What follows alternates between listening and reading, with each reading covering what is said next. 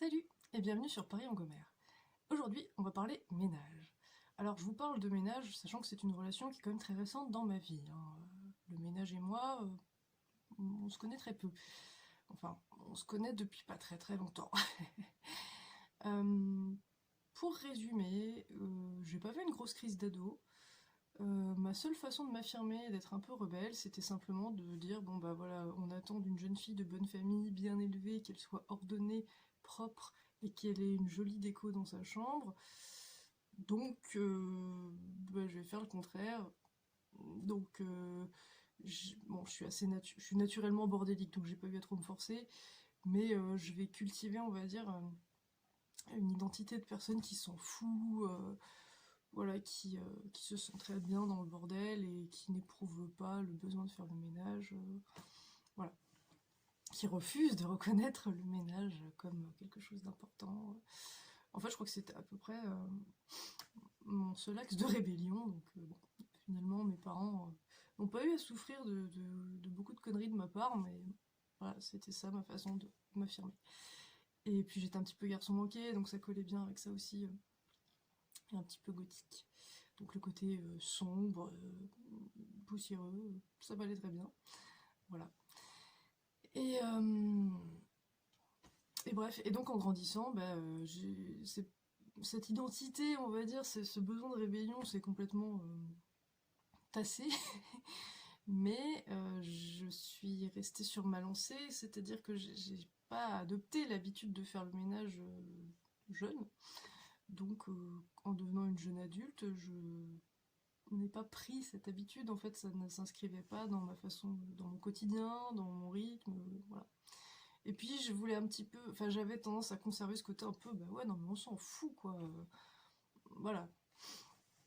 Et bon bref, c'est en approchant de la trentaine en fait que ça a commencé à me poser problème.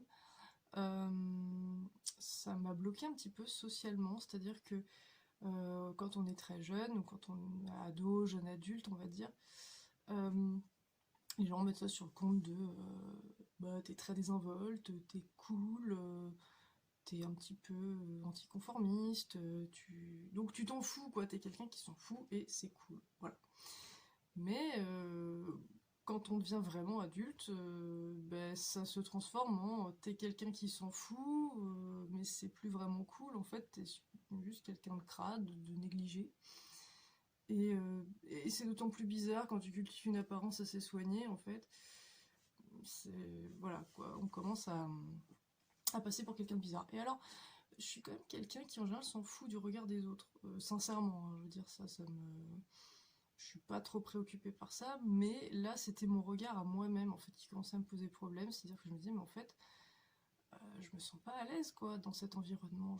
Oui, c'est le bordel commence au bout d'un moment à m'oppresser en fait, même en étant toute seule chez moi. Je me disais, putain, c'est moche quoi. Enfin, c'est moche, c'est pas agréable, c'est un petit peu oppressant des fois.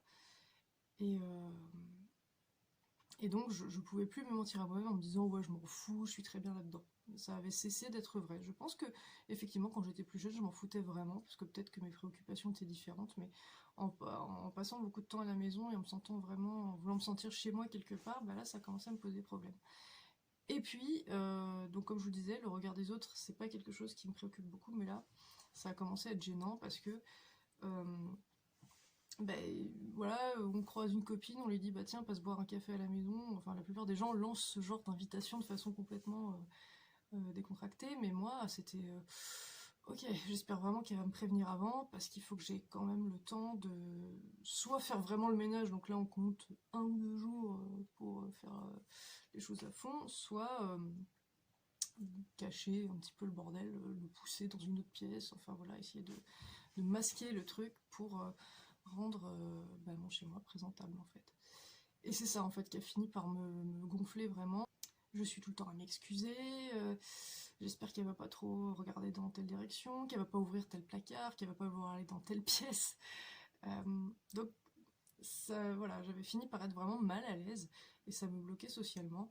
Et puis quand il y avait des personnes proches qui venaient me rendre visite, bah, quelque part ça gâche un peu le plaisir si on se dit mince, voilà la personne elle va venir, mais du coup faut que je prévoie limite 1, 2, voire 3 jours de libre avant pour rendre mon logement présentable en fait. Voilà, ça gâche un peu le plaisir de recevoir des gens.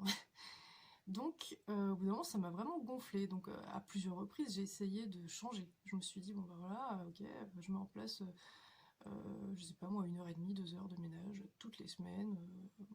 Bon, alors j'ai maintenu le rythme quelques temps, puis j'ai toujours fini par abandonner. Et le pire, c'est que je suis pas quelqu'un de feignant, je suis capable de consacrer beaucoup d'énergie à faire des trucs qui me motivent, mais justement, là, je trouvais pas la motivation, en fait. Euh, je n'aime pas faire le ménage, alors je pense que beaucoup de gens sont dans ce cas-là, mais euh, moi, ce qui me gonfle vraiment, c'est le côté répétitif, c'est de se dire, bah, en fait, voilà, je fais un truc à fond, j'y passe 2 heures, c'est chiant, c'est long, puis au bout de 2 jours, bah, voilà, la saleté commence à revenir, hein, que ce soit la poussière, les traces de pas, les traces de pâtes, parce qu'on a le chien. La cuisine, c'est le truc qui se salit le plus vite. Enfin, bon, c'est désespérant en fait si on voit ça comme ça. Et donc, j'ai fini quand même par résoudre ce souci. Et donc, je vais vous partager quelques pistes qui m'ont, de choses qui m'ont vraiment aidé. Donc, la première chose, c'est que j'ai regardé sur YouTube, j'ai cherché un petit peu à droite à gauche des méthodes, et il y a plein de gens qui sont coach, ouais, coach dans tous les domaines. Et il y a une nana qui a développé une méthode qui s'appelle Fly Lady. C'est mignon, hein. Et on voit déjà que ça s'adresse aux femmes, hein, donc c'est un petit peu...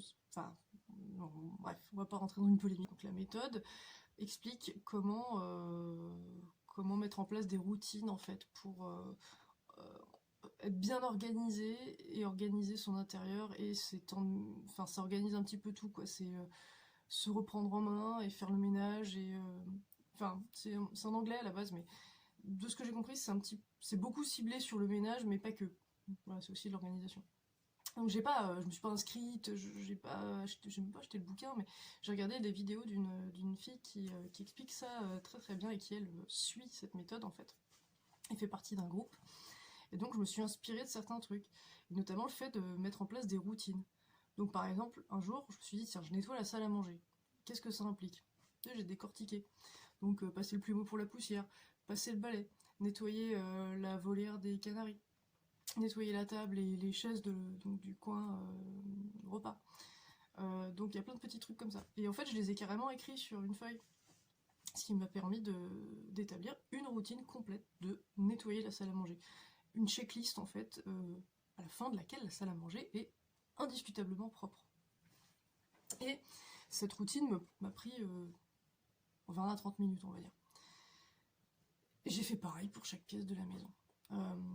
Et du coup, ce que j'ai fait, c'est que je me suis dit, bah, plutôt que de faire 2 heures de ménage par semaine, et c'est désespérant, et c'est la déprime, et c'est chiant. Et en plus, il y a des semaines où je vais pas trouver 2 heures comme ça d'affilée. Et bah, je fais 20 à 30 minutes tous les jours. Donc je fais une pièce par jour en fait. Lundi, c'est la salle à manger, mardi, c'est la cuisine, mercredi, c'est le salon, jeudi, congé. Vendredi, la chambre, samedi, la salle de bain, dimanche, congé. Voilà. Et ça marche très très bien. C'est-à-dire que 20 minutes, c'est le temps d'écouter un podcast ou un truc sympa audio, quoi, que je peux écouter. Alors bon, bien sûr, quand on passe le SPIV, on peut pas écouter un truc, mais bon, c'est pas ce qui prend le plus de temps. Et, euh, et donc, ça maintient un niveau acceptable pour chaque pièce. C'est-à-dire que bien sûr, si quelqu'un vient manger le lundi soir, c'est top parce que la salle à manger est nickel. S'il vient manger, on va dire, le vendredi soir, la salle à manger, c'est un petit peu défraîchi, mais c'est pas non plus redevenu dégueulasse, quoi. Ça n'a pas le temps. Donc voilà, j'entretiens ça comme ça de semaine en semaine. Et c'est cool, c'est le premier conseil, d'essayer de morceler. Et en plus, c'est sympa parce que je me dis, voilà, même si je retravaille à plein temps, bah 20 ou 30 minutes tous les jours, je vais les trouver, en fait, je vais les trouver. Même si de temps en temps, je saute un jour, ça m'est arrivé, quoi. Là, je fais ça depuis environ 1 mois et demi. Les premiers cycles, en plus, je suivais mes checklists en les regardant. Là, maintenant, je les fais de façon automatique, donc j'ai même plus besoin de me prendre la tête. Je télécharge un podcast, je le lance et puis je fais mon truc. Et puis je vois même pas le temps passer. Donc déjà, le fait de faire un ménage d'entretien, en fait, tous les jours, est devenu complètement indolore, on va dire ça comme ça. Voilà, c'est plus du tout pénible comme avant. La deuxième astuce, elle est pas très écolo ou économique, je sais pas trop, enfin peut-être ni l'un ni l'autre tout simplement, mais c'est d'essayer d'avoir les produits d'entretien dans chaque pièce.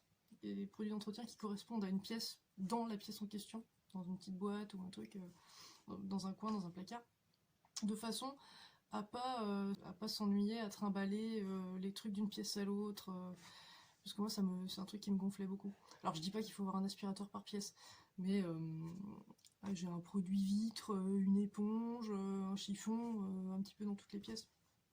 Et du coup ça rend les choses beaucoup plus rapides et bah, notamment quand on a comme nous une maison avec des escaliers partout et une pièce par étage, bah c'est beaucoup moins chiant en fait. Voilà. Troisième astuce, un peu plus... là on rentre dans le côté un petit peu plus développement personnel, on va dire, c'est d'arrêter de vous juger. Faire ou ne pas faire le ménage, ça ne fait pas de vous une bonne ou une mauvaise personne. Moi j'ai décidé de changer mes habitudes et de faire davantage de ménage parce que ça me gênait, ça m'handicapait dans ma vie sociale et ça me créait une forme de culpabilité parce que j'étais mal à l'aise avec ça. Mais en fait, si ça ne vous dérange pas d'être dans un environnement crade et bordélique, si ça ne vous gêne pas vis-à-vis de vos amis, si vous n'êtes pas mal à l'aise, si les gens n'en souffrent pas, je veux dire, bon, de toute façon, si c'est vraiment désagréable de venir chez vous, les gens vont arrêter de venir chez vous et ce sera ça votre punition, entre guillemets, quoi. Après, c'est à vous de voir, en fait. Il y a des gens que ça va pas du tout déranger. Et tant que vous ne faites pas un élevage de salmonelle dans votre cuisine et que vous devenez pas asthmatique à cause de la poussière, bah voilà quoi, c'est votre problème, et c'est même pas ça peut ne pas être un problème en fait. C'est vrai que dans notre société on valorise beaucoup l'hygiène et c'est bien, mais enfin, je veux dire, quand je dis c'est bien, même ça c'est un automatisme en fait. C'est pas une vertu de bien faire le ménage, c'est une compétence, mais c'est pas une vertu, c'est pas ce qui va faire de vous quelqu'un de bien en fait. Voilà. Donc arrêtez de vous juger. Et du coup, arrêtez d'en faire un tabou aussi si vous n'aimez pas faire le ménage, si vous détestez faire le ménage, si vous ne faites jamais le ménage. N'ayez pas honte en fait. Bon, n'en soyez pas fiers non plus, hein, mais je veux dire, n'ayez pas honte quoi. Moi, j'avais du mal à trouver surtout des filles qui admettent ne pas faire le ménage. Donc sur internet, j'ai trouvé des témoignages bien sûr. Autant les mecs ont en général de la facilité à l'admettre, autant les femmes, c'est un petit peu tabou quoi. Et je pense que c'est un truc qu'il faut bousculer un peu. Parce que c'est en parlant qu'on trouve des solutions ou des astuces aussi. Voilà.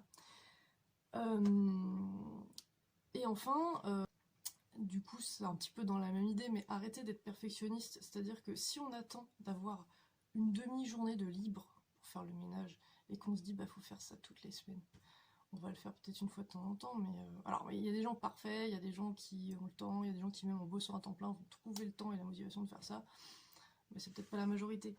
Donc ce que j'ai fait, moi, c'est donc en fractionnant et en baissant un peu mes exigences, quoi. Voilà, comme je vous l'ai dit, donc il y a une pièce par jour, donc ça veut dire que si la personne vient, on va dire à l'autre bout de la semaine, bah, la première pièce ne sera plus au top, quoi. Mais c'est pas grave. Le but, c'est que ce soit... Enfin, moi, mon but, c'est que ce soit présentable, quoi. Que ce soit ok, que ce soit présentable et que ce soit relativement agréable pour moi d'y vivre. Mais, voilà, je vais pas déplacer tous les meubles pour passer l'aspirateur derrière toutes les semaines, tout le temps. Enfin, c'est... Voilà. Et donc arrêtez de vous dire il faut que j'ai le temps de tout faire parfaitement, sinon ça vaut pas le coup. En fait, ça vaut le coup, même d'en faire un petit peu, ça vaut le coup. Vaut mieux une maison dégueulasse avec un évier propre qu'une maison 100% dégueulasse, quoi. Enfin, voilà, même si vous avez juste un tout petit peu de temps, et bah faites-le. Voilà. Et arrêtez de vouloir cocher toutes les cases en fait. Voilà. Donc arrêtez de vous juger, arrêtez de vouloir être parfait. Ça ressemble, ça se ressemble, mais il y a une petite nuance. Arrêtez de vous comparer aussi. Parce que c'est sûr que si vous regardez des images de déco sur Instagram, des inspirations, des trucs comme ça, bah, vous avez l'impression... Et puis même en discutant, il y a des tas de nanas qui vont vraiment exagérer et dire « Ouais, moi j'y passe 1 heure et demie tous les jours alors qu'elles ont des gosses, un travail à temps plein. » Enfin, moi j'y crois pas trop, quoi. Ou alors elles se détendent vraiment jamais, ou alors, je sais pas, elles font pas à manger peut-être, mais bon... Voilà, moi j'ai quand même d'autres priorités dans la vie, donc ouais, donc je dis je fais 20 minutes de ménage par jour, c'est pas beaucoup, bah ouais, mais bon, ça suffit, c'est déjà pas mal. Voilà. Mais vous comparez pas. En fait, c'est un petit peu comme, je sais pas si vous avez connu ça, mais au collège ou au lycée, les mecs qui prétendent avoir des rapports sexuels et qui vont complètement partir dans le délire, genre ouais moi je fais l'amour minimum 1 heure et demie quoi. Ça n'existe pas, hein, voilà. Alors pour le ménage ça existe sûrement, mais je pense que c'est quand même pas le plus fréquent quoi. Voilà. Si vous avez d'autres astuces, des conseils ou des questions, n'hésitez pas. Je vais vous mettre le lien donc, de la chaîne YouTube que j'ai regardée qui m'a beaucoup inspirée. Je vais vous le mettre en barre d'infos. Et si cette vidéo vous a plu, eh bien surtout partagez-la, likez-la, abonnez-vous à notre chaîne. Dans tous les cas, je vous dis à très bientôt sur Paris en Commerce.